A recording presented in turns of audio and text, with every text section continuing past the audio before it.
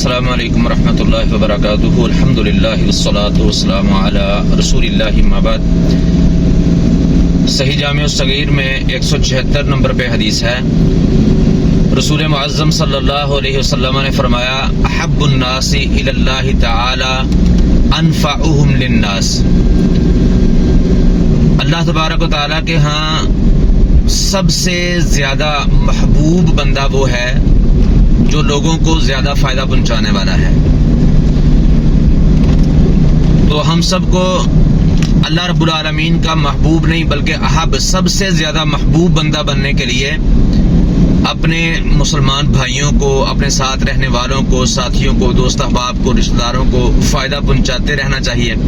یہ عام حالت میں بھی ہے، اور جب حالت خاص ہو کہ کسی علاقے کے اندر اللہ تبارک و تعالیٰ کی طرف سے کوئی آفت آ جائے، مصیبت آ جائے، پریشانی آ جائے، سیلاب کی شکل میں، زلزلے کی شکل میں، کسی بھی طرح ان پر آزمائش آ جائے، تو ان کے ساتھ کھڑے ہونا، ان کی مدد، ان کی نصرت کے لیے ان کے ساتھ کھڑے ہونا، ان کی مدد کرنا، معاونت کرنا، یہ اللہ رب العالمین کا سب سے زیادہ محبوب بندہ بننے کا باعث اور سبب ہے۔